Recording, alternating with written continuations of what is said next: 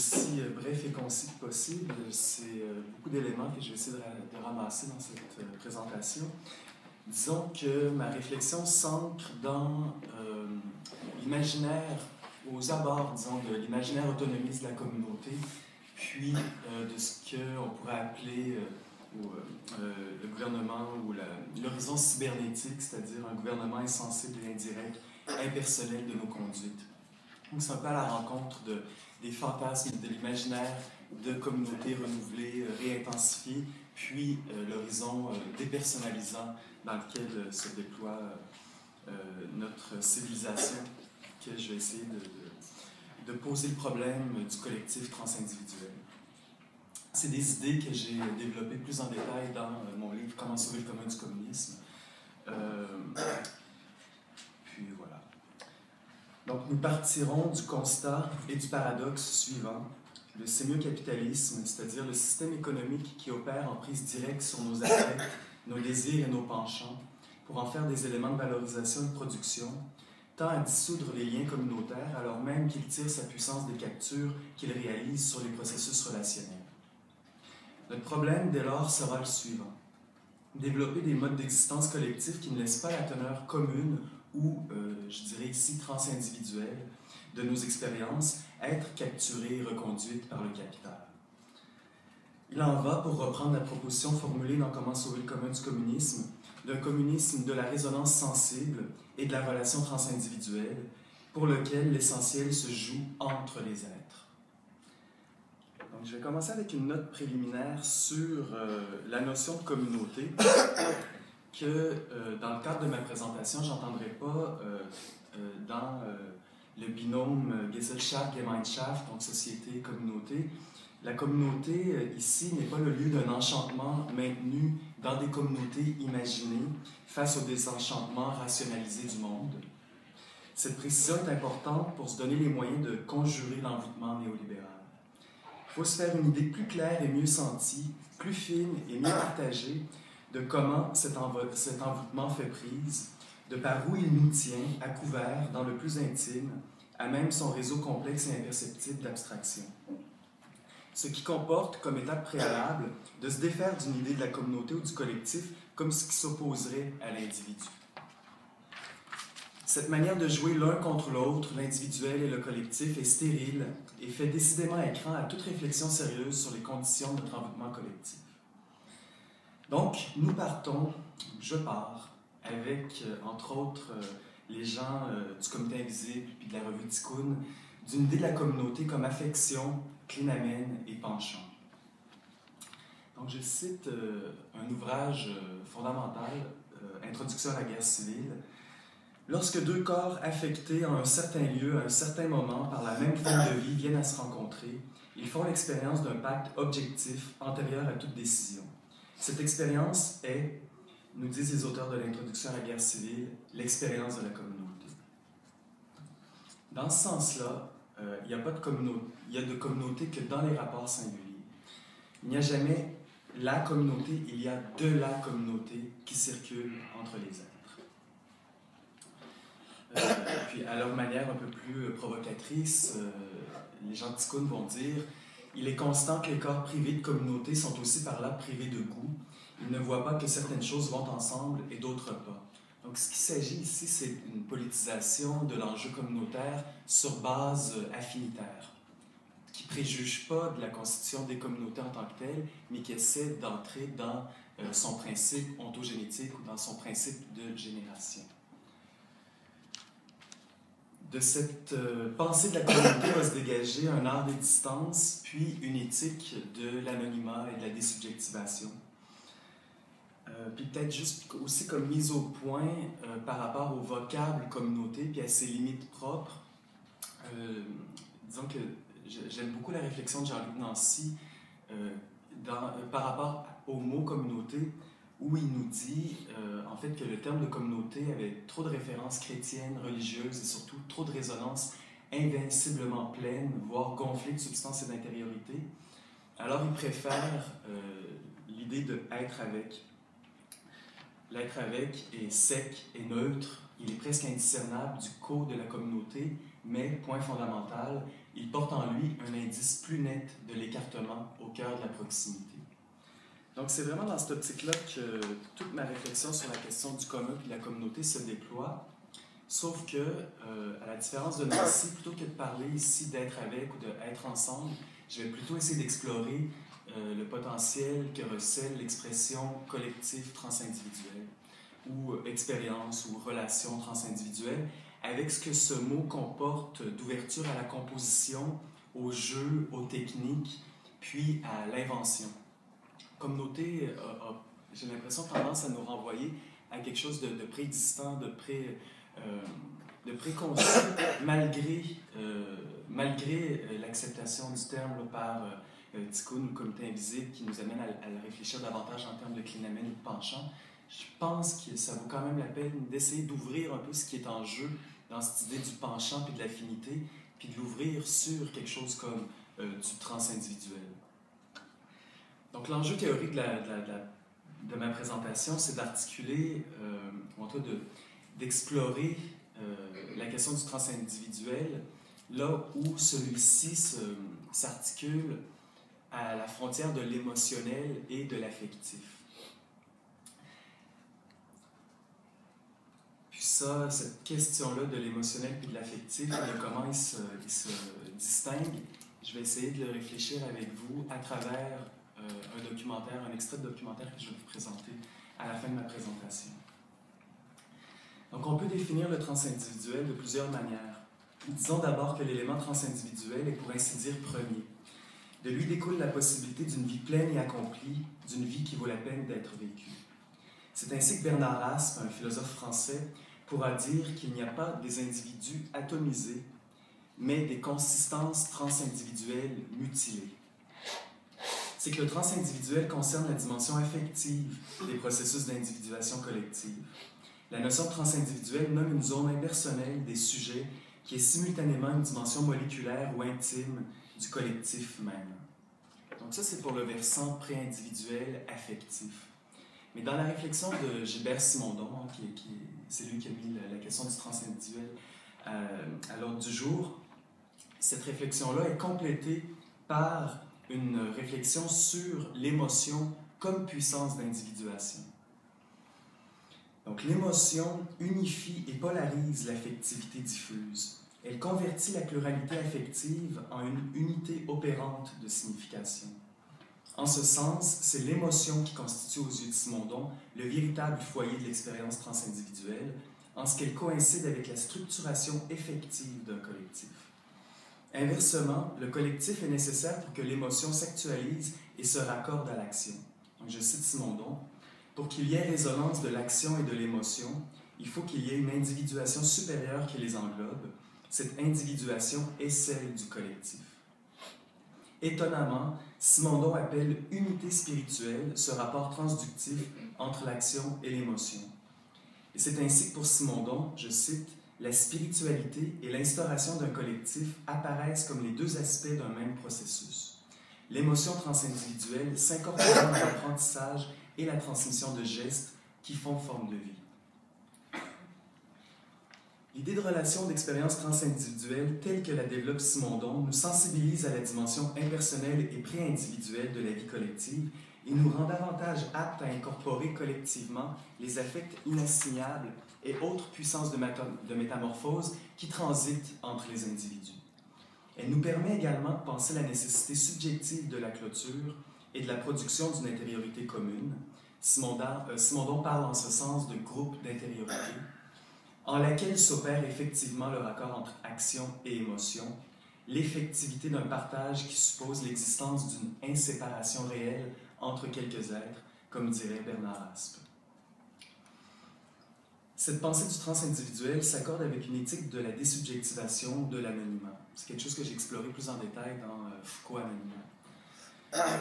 Elle suppose une attention à tout ce qui peut nous déprendre de nous-mêmes, nous permettre de résister à l'intériorité privée et à une certaine logique de valorisation capitaliste, une des prises en somme du dispositif de l'homo economicus.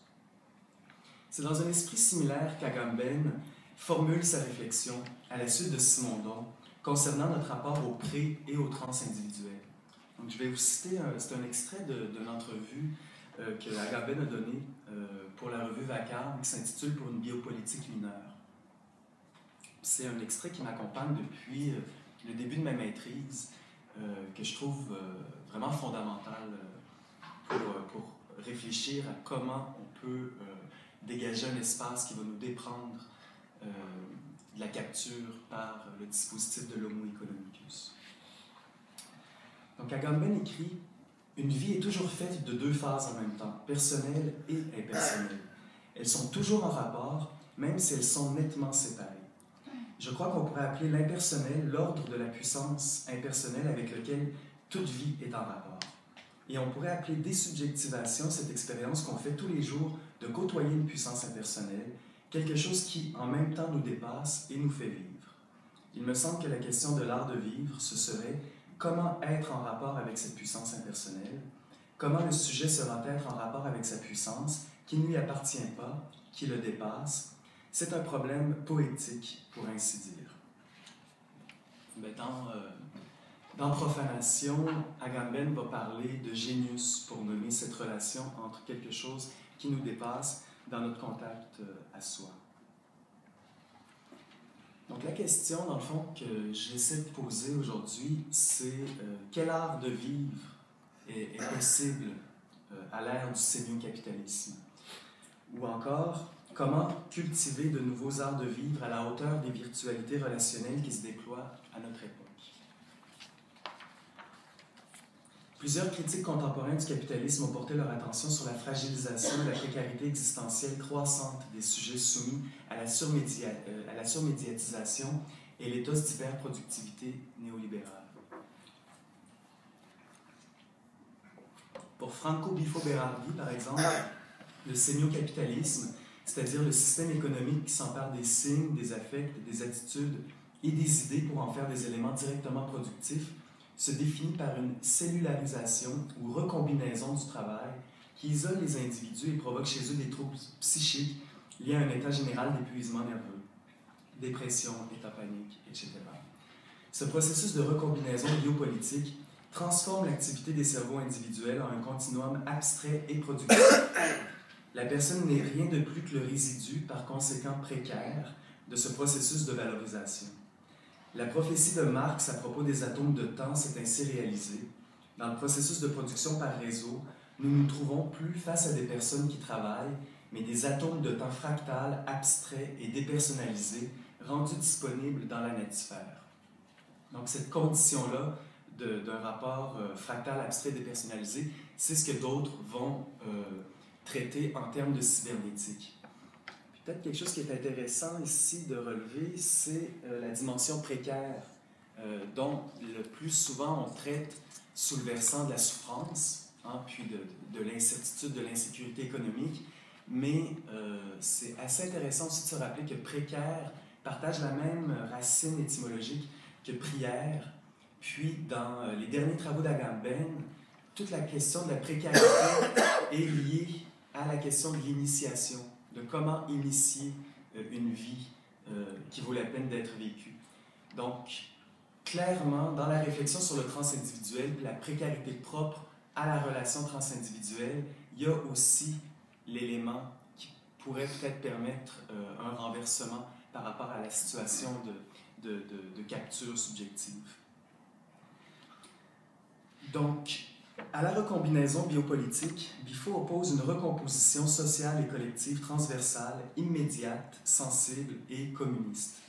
La recomposition désigne les processus culturels et sociaux qui permettent aux vies fragmentées des travailleurs de produire de nouveaux modes de subjectivation politique. Bifo va jusqu'à dire que politique et thérapie seront une seule et même chose dans les années à venir. Et je cite encore, « Notre tâche sera celle de créer des zones sociales de résistance humaine qui agissent comme zones de contagion thérapeutique. Le communisme est de retour, dit Bifo, mais nous devrons l'appeler thérapie de singularisation. » Donc, notons pour ceux qui travaillent, puis je sais qu'il y en a plusieurs dans la salle, ceux qui travaillent sur Guattari, que la notion de recomposition chez Bifo est, de son propre aveu, très similaire à celle de subjectivation chez Félix Guattari. Ça, c'est trop vite. Donc, ce qui est en jeu, disons, c'est l'indétermination ou la précarité, l'indiscernabilité à même le transindividuel qui peut être d'un côté traité sur le plan affectif, de l'autre sur le plan émotionnel, puis qui se trace, disons, aux frontières entre une certaine idée de la recomposition ou de la subjectivation collective, donc la possibilité de se constituer comme collectif transindividuel d'une part, puis de l'autre, ce que j'appellerais, c'est là vraiment où ma pensée est en cours, la joie ou enfin le bonheur qu'on a à se retrouver dans une situation où on n'est pas contraint par des liens humains, personnels, réciproques, obligeants et obligatoires. Donc, il y a quand même un idéal de liberté comme détachement dans notre société qui nous tient, puis que malgré tout ce qu'on dit sur puis tous les fantasmes qu'on produit de communautés post-apocalyptiques, de possibilités de regroupement, on est quand même tenu, il me semble, par une certaine idée de la liberté comme détachement qui fait que notre société, malgré tant d'horreur, puis tant de monstruosité, puis tant de précarité vécue comme situation de souffrance, on a tout de même une difficulté infinie à oser se constituer comme collectif. D'où la boutade qui vient de Frédéric Jameson, mais qui a été reprise aussi par Zizek, que c'est plus facile pour nous, les contemporains, d'imaginer la fin du monde que la fin du capitalisme. Donc la pensée, puis là, disons, un autre enjeu c'est qu'il y a quelque chose de folklorique puis de franchement mutilant dans une certaine manière de penser la politique radicale, telle qu'elle s'est transmise jusqu'à nos jours. Puis c'est un réel problème, cette idée de la communauté ou de quelque chose de plus serré, de plus obligeant, qui nous lie, semble en même temps nous fait l'effet d'une mutilation, ce qui fait que les groupes ou la pensée autonomiste reste malgré tout relativement marginale, même si ces effets de contagion à notre époque me semblent beaucoup plus grands qu'il y a seulement quelques années. Donc c'est là où, dans l'équation, je fais intervenir le travail de Brian Massumi, puis en particulier son dernier livre, The Power at the End of the Economy, dans lequel il suggère qu'une contre-politique doit s'engager sur le terrain même où le néolibéralisme tire son pouvoir, c'est-à-dire précisément au niveau infra-individuel, où agissent les effets d'amorçage, en anglais priming, pré-réflexif. On pourrait aussi parler de conditionnement. Cette politique affective et météorologique du dividu se démarque du formalisme rassurant du sujet de droit. Elle se constitue sur le même plan que les techniques de mood mining et s'affirme sans le recours à une conception de la subjectivation politique fondée dans le clair et distinct de la conscience. Elle met de l'avant les processus de délibération sans attention et autres formes de distribution de l'attention favorisées par le web, redéfinissant du même coup l'opposition traditionnelle entre raison et affect. Pour Massumi, les internautes ne sont pas des citoyens d'une sphère publique dégradée, ils sont les habitants d'un complexe champ de vie néolibéral. Ce mode d'existence si contemporain requiert d'être abordé avec précaution, à l'abri d'un quelconque fantasme protecteur du politique ou d'une idée trop convenue de la communauté. Massumi propose en somme de plonger dans l'intimité perceptive du sujet néolibéral afin d'en dégager un plan de vitalité transindividuelle qui pourrait éventuellement échapper à son contrôle. Il permet de préciser le sens d'une éthique de la désubjectivation à l'ère du sémio-capitalisme grâce à sa conceptualisation d'une zone infra-individuelle d'indistinction entre raison et affect qu'il définit à la suite des analyses de Foucault sur la naissance du néolibéralisme. Donc, un dernier élément dans la réflexion avant de passer à l'extrait dont je vous parlais plus tôt, ce contexte sémio-capitaliste qui fonctionne à la capture des affects et de la créativité de ce qui se joue entre les êtres, chez Peter Sloterdijk, c'est traduit en termes de mobilisation globale. Donc, il définit la mobilisation globale comme la mise en place d'un système du stress synchrone à l'échelle mondiale, système dans lequel chacun est tenu au service identitaire.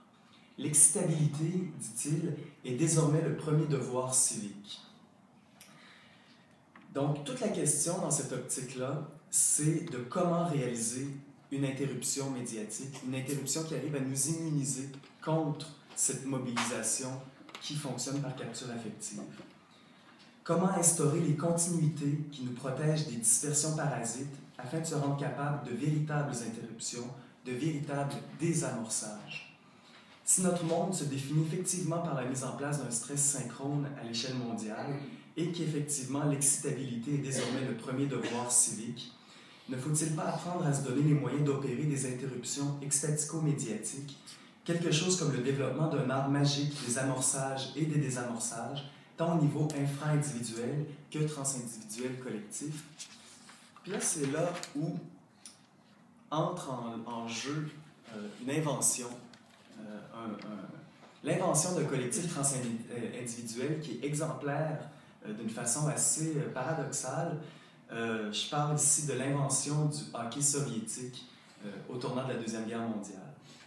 Donc, si j'avais connu l'existence de ces deux films, c'est-à-dire Miracles and Men, puis Red Army, qui joue en ce moment dans nos cinémas, je vous jure, ça aurait été comme le 6e chapitre de Comment sauver le communisme, parce que je trouve ça extraordinaire, le jeu un peu pervers d'aller chercher dans un modèle de société qui, à part vraiment quelques rares exceptions, ne stimule aucun désir en nous, de voir comment, avec la distance, certains éléments de la réalité soviétique peuvent être abordés de nouveau, spécialement si on s'intéresse à leurs composantes transindividuelles. Donc, je ne sais pas s'il y a beaucoup de joueurs de hockey parmi vous, mais ce n'est pas nécessaire, vous allez voir, même sans être un joueur de hockey, je pense qu'on peut être quand même affecté par la beauté des gestes de ce hockey soviétique qui a été réinventé au sortir de la Deuxième Guerre mondiale sous impulsion du fils de Staline qui avait été placé comme ministre des Affaires sportives. Pour la petite histoire, en Union soviétique, on ne jouait pas au hockey, on jouait au bandy, c'est-à-dire qu'on jouait au hockey à 11 contre 11 avec des bâtons comme des bâtons de hockey sur gazon.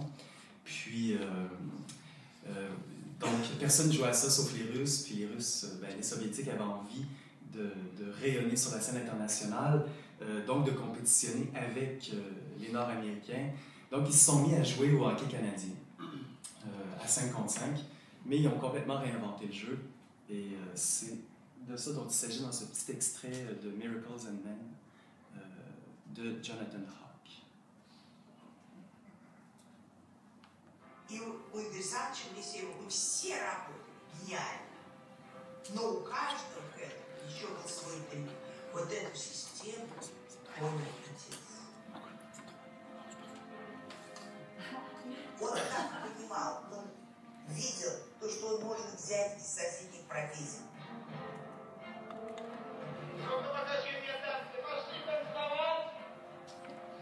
Самые немыслимые приемы отрабатываются здесь, на этих тренировках. The government installed Tarasov as the coach of CSKA, the Red Army club team that doubled as the national team. All of his players were under 25-year contracts as soldiers in the Soviet army.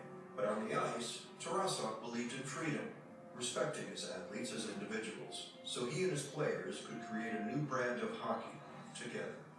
Это одна из составляющих тренера – артистизм. Но можно говорить так, чтобы вытащить из человека то, что ему, этому человеку, необходимо. Еще раз улыбки пошли. Да. Почему без улыбки? Ты должен быть счастлив, ты в хоккее. Да-да. Тарас, величайший человек.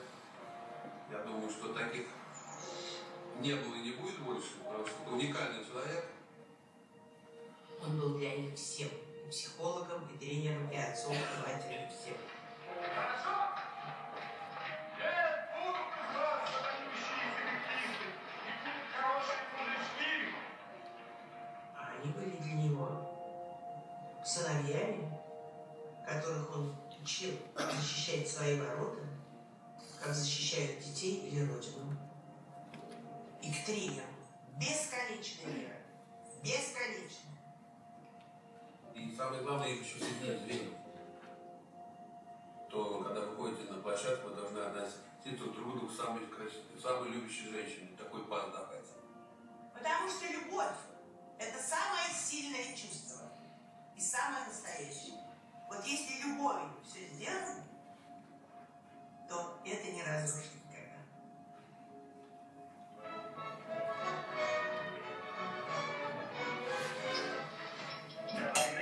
Работал часовщиком.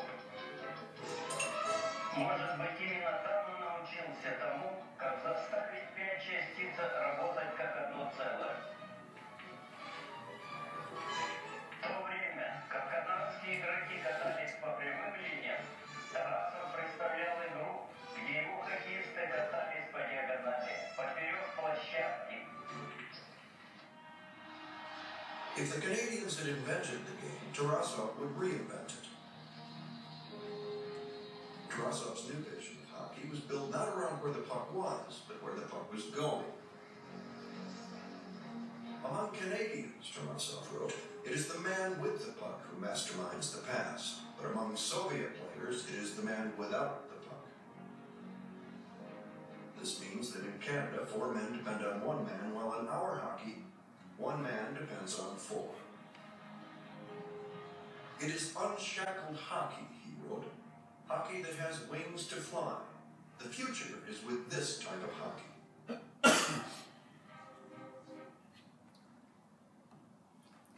Donc, peut-être juste pour conclure, les gens qui s'inspirent de la pensée de Simondon, la plupart du temps, ou en tout cas, disons, comment ça se configure, c'est que souvent, ils vont aller chercher la dimension affective, pré-individuelle, pour insister sur la dimension de l'impersonnalité des affects qui transitent entre les êtres. Mais les gens qui vont s'inspirer de Simondon dans des contextes plus révolutionnaires vont aussi aller chercher le moment émotionnel où il y a, comme Simondon le dit clairement, structuration effective du collectif. Puis c'est un peu dans cette optique-là que je voulais présenter cet extrait du film, où il y a à la fois une présentation de ce qui circule entre les êtres, de ce qui circule, donc ça peut être la POC, mais c'est aussi une certaine idée du jeu, mais à la fois aussi des considérations qui peuvent sembler assez banales sur ce qui fait qu'il y a une unité effective qui s'instaure, dans ce cas-ci, une confiance infinie, l'amour, donc des émotions à proprement parler. Merci.